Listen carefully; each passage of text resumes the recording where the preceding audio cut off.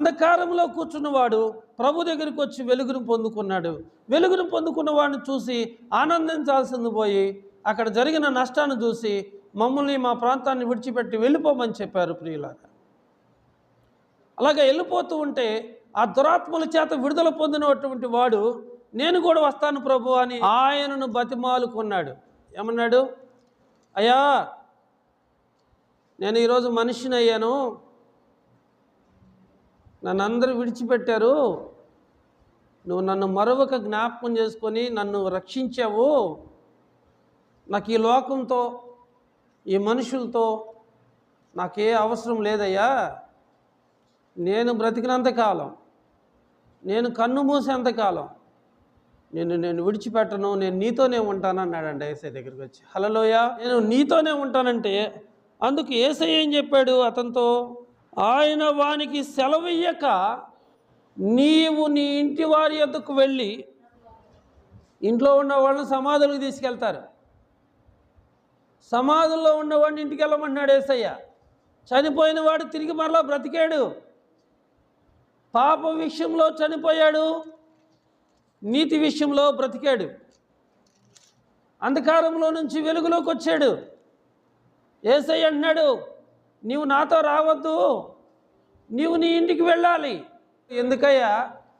నా తల్లిదండ్రులు, నా అన్నదమ్ములు, నా అక్క చెల్లెళ్ళు ఏనాడో నేను లేననుకొని వదిలేసేశారు, మళ్ళీ వాళ్ళ దగ్గరికి వెళ్ళమంటున్నావేంటి నన్ను అంటే, నువ్వు వారి దగ్గరికి వెళ్ళి ఏం చేయాలో తెలుసా? దేవుడు నీకెట్టి గొప్ప కార్యములు చేసినో ముందు వాళ్ళకి తెలియజెప్పు. దేవుడు నీకెట్టి గొప్ప కార్యములు చేసినో నీ ఇంటి వారికి తెలియజెప్పు. ఇంటి దగ్గరికి వెళ్ళు, మీరు నన్ను విడిచిపెట్టారు కానీ దేవుడు నన్ను వెతకి రక్షించాడు, సమాధుల్లో ఉన్నటువంటి నన్ను తిరిగి ఇంటికి పంపించాడు. యేసు ప్రభువారు నా జీవితంలో ఎన్నో రకాలైనటువంటి అద్భుతాలు, ఆశ్చర్యమైనటువంటి కార్యాలు జరిగించాడు అని ఎవరికి చెప్పాలి? ఈ ఇంటి వారికి చెప్పాలి. ఇంట్లో ఒకళ్ళు ప్రార్థనకు వస్తే సరిపోయిద్దిలే అంటున్నారు. నీవు దేవుని వాక్యం విని ఇంటికెళ్ళి నువ్వు మౌనంగా ఉంటున్నావు. కానీ యేసయ్య ఏం చెబుతున్నాడు? మొదట నీ ఇంటి వారిని రక్షించుకో, మొదట నీకు కలిగిన వారందరినీ నువ్వు రక్షించు. రాహాబు అని యేస్య ఏగులు వారిని దాచిపెట్టినందుకు యెరికోకు సంభవించే ఉగ్రత నుండి ఆమె తల్లిదండ్రులు, ఆమె రక్త సంబంధికులు, అన్నదమ్ములు, ఆమె కలిగిన వారందరూ కూడా ఆ యెరికో ఉగ్రతను బారి నుండి వారు తప్పించబడ్డారు. ఎందుకంటే దైవజనులను ఆమె కాపాడింది, తన ఇంటి వారందరినీ కూడా గృహంలోకి నడిపించుకుంది, అందరినీ తన గృహంలోకి చేర్చుకుంది, ఎవరిని బయటికి తిరగనిలేదు. ఎందుకంటే బయటకు తిరిగితే చంపేస్తామని చెప్పారు, లోపల ఉన్న వారిని మాత్రం మేము ఎటువంటి హాని చేయమని మరి రాహాబుకు వారు మాట ఇచ్చారు ఏగులు వారు. అలాగే నీ కుటుంబంలో నువ్వు రక్షించబడి నీ కుటుంబంలో వారికి రక్షణ లేకపోతే ఏం ప్రయోజనం? మరి నీ కుటుంబం కొరకు, రక్షణ కొరకు నువ్వు ప్రార్థన చేయాలి కదా. నీ సాక్ష్యం ఎవరు వినాలంటే ముందు నీ ఇంట్లో వాళ్ళు వినాలి, నీకు సంబంధించిన వాళ్ళు నీ సాక్ష్యం వినాలి. ప్రభు అన్నాడు, నా ఎమ్మట వద్దు, నువ్వు మొదట నీ ఇంటికి వెళ్ళి దేవుడు నీకెట్టి గొప్ప కార్యములు చేసినావు వారికి నువ్వు తెలియచేయమంటే అతను ఆ ఇంటికే కాదంట 10 గ్రామాలకు తిరిగి సువార్తను ప్రకటించాడట. ఓ సహోదరులారా, ఓ సహోదరులారా, నేను ఎంతో కాలంగా మరి సమాధుల్లో ఉంటూ ఆ తాళ్లతో బంధించిన, సంఖ్యలతో బంధించిన నేను ఉగ్రుడనై వాటన్నిటిని తెంచుకొని పరిగెత్తుతూ ఉండేవాడిని, నా చేతులతో నా శరీరాన్ని గాయపరుచుకుంటూ ఉండేవాడిని. నిజంగా నేను దురాత్మ చేత నింపబడ్డాను. 1 కాదు 2 కాదు, 2000 దెయ్యాలు నన్ను పట్టుకున్నాయి. 2000 దెయ్యాలను వాటి కోరికలను తీర్చడానికి నిజంగా క్షీణించిపోయాను.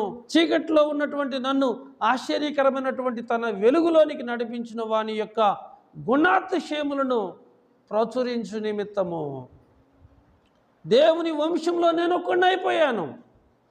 రాజులను, యాజకులను, దేవుని సొత్తైన ప్రజలు, నేను దేవుని బిడ్డను అయిపోయాను. యేసయ్య ఏమన్నాడు? మొదట నీ ఇంటి వారికి వెళ్ళి సాక్ష్యం చెప్పమంటే ఆయన ఎవరికి వెళ్ళి సాక్ష్యం చెప్పాడు? 10 గ్రామాలకి. దెకపోలిలో ఆయన దేవుని వాక్యం ప్రకటించాడు. అంటే దెకపోలి అంటే 10 గ్రామాల కలయికను దెకపోలి అంటారు. 10 ఊర్లకు వెళ్ళి సువార్తను ప్రకటించాడు. చూసారా, ఆయన మేలు పొందుకున్నాడు, దేవుని వలన మేలు పొందుకున్నాడు. ఆ మేలు గురించి అనేకులు ప్రకటిస్తూ వచ్చాడు. దేవునికి ఏదైనా మేలు చేస్తే చెప్పడానికి సిగ్గు, చెప్పడానికి భయం, వారేమనుకుంటారో వీరేమనుకుంటారా అని. కానీ భక్తి విషయంలో, విశ్వాసం విషయంలో మోమాటం లేని వారుగా ఉండండి, మోమాటం లేని వారుగా ఉండండి. ఎందుకంటే ఒకప్పుడు ప్రజగా ఉండక ఇప్పుడు దేవుని ప్రజలైతిరి. ఒకప్పుడు దేవుని ప్రజలం కాదు. మన తాత ముత్తాతల కాడి నుంచి చూస్తే, తరాలు చూస్తే మన పేర్లు కూడా మారిపోయాయి, మన జీవిత విధానం కూడా మారిపోయాయి.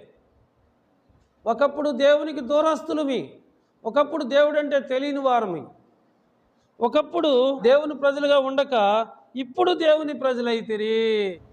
ఇప్పుడు మీరెవరు? దేవుని బిడ్డలు, ప్రభువుని గుర్తెరిగిన బిడ్డలు, ప్రభువునందు విశ్వాసం ఉంచి ఆయన అమూల్యమైనటువంటి రక్తములో మీ పాపాలన్నీ కడుక్కున్నటువంటి బిడ్డలు. మీరు దేవుని సొత్తైన బిడ్డలు, దేవుని వంశం.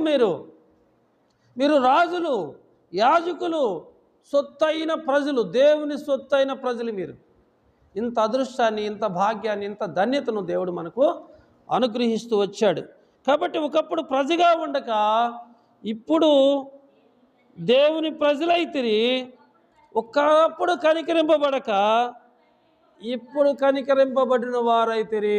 ఎందుకంటే దేవుడే మనల్ని పిలిచి పరిశుద్ధపరిచి ఆయన వెలుగులో సంచరింపజేస్తూ ఆయన బిడ్డలకు అయ్యే అర్హతను దేవుడు ఇచ్చాడు. ఆ తప్పిపోయిన కుమారుడు తండ్రిని ధిక్కరించి, దేవుని మాటను తృణీకరించి దూరదేశం పోయి తన దగ్గర ఉన్నటువంటి డబ్బును పూర్తిగా పాడు చేసుకొని దుర్వ్యాపారం, దుర్వ్యసనాలకు లోనైపోయి చివరికి తన చేతిలో ఏమీ లేకోకుండా చేసుకున్నాడు. ఆకలి దప్పులతో అలమటించాడు. ఒక్క పూటైనా భోజనం పెడతారేమో ఎదురు చూశాడు. ఎవరు కూడా భోజనం పెట్టలేదు. చివరికి పందులు మేసే పొట్టుతో తన కడుపును నింపుకొని కోరుకున్నాడు.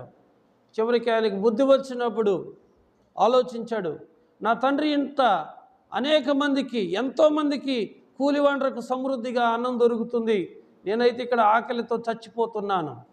నేను చేసిన తప్పును సరిదిద్దుకోవాలి, నేను చేసిన తప్పుని క్రమపరుచుకోవాలి, సరి చేసుకోవాలి. నేను నా పాపాలు ఒప్పుకోవాలి. నా తప్పు నాకు అర్థమైపోయింది, నా తప్పు నేను తెలుసుకున్నాను. ఇక తెలుసుకున్న తర్వాత తండ్రి దగ్గరికి వెళ్ళి క్షమాపణ అడుగుతున్నాడు. హల్లెలూయా.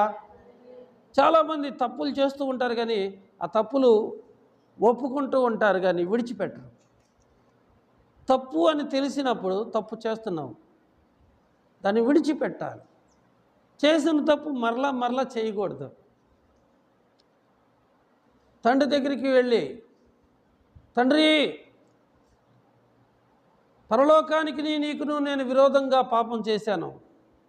నీ కుమారుడు అనిపించుకోవటానికి నేను పాత్రుడును కాను. నీ కుమారుడుగా కాక నీ కూలివాండ్రలో ఒకరిగా నన్ను చేర్చుకో అని చెప్తే తండ్రి కూలివాడుగా చేర్చుకోలేదు, కుమారుడిగానే చేర్చుకున్నాడు. మురికి వస్త్రాలు తీసివేసేసి ప్రశస్తమైన వస్త్రాలు తొడిగించాడు, కాళ్ళకు చెప్పులు తొడిగించాడు, వేళ్లకు ఉంగరాలు పెట్టాడు. ఒక క్రొవ్విన పశువును వధించి గొప్ప విందు చేస్తూ వచ్చాడు. తన పెద్ద కుమారుడు వచ్చి అడుగుతాడు, ఏంటిదని? నీ తమ్ముడు చనిపోయి తిరిగి మరలా బ్రతికాడు, తప్పిపోయి మరలా దొరికాడు. కాబట్టి ఊర్లో ఉన్న వాళ్ళని, ఇళ్ళల్లో ఉన్న వాళ్ళని సమాధులకు తీసుకెళ్తారేమో, కానీ సమాధిలో ఉన్నవారు సైతం దేవుడి ఇంటికి పంపిస్తూ వచ్చాడు. అతను వెళ్ళి చెబుతున్నాడు, యేసు ప్రభు వారు తనకెట్టి గొప్ప కార్యాలు చేశాడు, తన ఇంటి వారందరికీ చెప్పాడు, తన ఇంటి వారందరినీ మార్చుకున్నాడు. అంతటితో ఆయన సంతృప్తి చెందలేదు. 10 గ్రామాలకు తిరిగి 10 గ్రామాల్లో స్వార్థ ప్రకటిస్తూ వచ్చాడు. ఒకప్పుడు నేను ఎలా ఉన్నానో మీకు తెలుసు, నా ప్రవర్తన ఎలాంటిదో మీకు తెలుసు, నేను ఎక్కడ సంచారం చేసేవాడినో మీకు తెలుసు, నా పరిస్థితి మీకు తెలుసు. కానీ ఈరోజు నేను మారిపోయాను. ఈరోజు దేవుడు నాకు స్వస్థత ఇచ్చాడు, సమాధానం ఇచ్చాడు, నెమ్మది ఇచ్చాడు. ఆయన సాక్షిగా దేవుడు నన్ను నిలబెట్టాడు.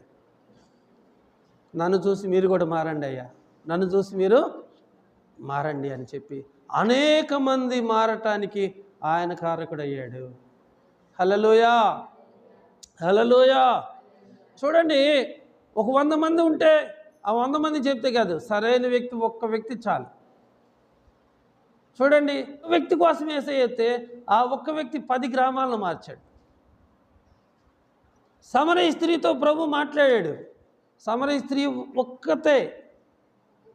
ఒక్కతోనే యేసయ్య మాట్లాడాడు. కానీ సమరయ స్త్రీ ఏం చేసిందండి? ఆ సమరయ పట్టణాన్ని అంతా కూడా, ఆ పట్టణంలో ఉన్న ప్రజలందరి దగ్గరికి వెళ్ళి, నేను చేసినవని నాతో చెప్పిన వారిని చూడండి, ఆయన మెస్సియా కాడని అనేక మందిని ప్రభు దగ్గరికి ఆమె నడిపిస్తూ వచ్చింది. అంతకుముందు ఆమె ఎలాంటిది అంటే 5 భర్తలతో సహజీవనం చేస్తూ వచ్చింది. అంత భయంకరమైనటువంటి పాపంలో జీవిస్తూ ఉంది, చీకటిలో జీవిస్తూ ఉంది, చీకటి జీవితాన్ని జీవిస్తూ ఉంది. కానీ దేవుడు ఏం చేశాడు? ఆమెను కూడా చీకటిలో నుండి ఆశ్చర్యకరమైన వెలుగులోనికి తీసుకొచ్చాడు.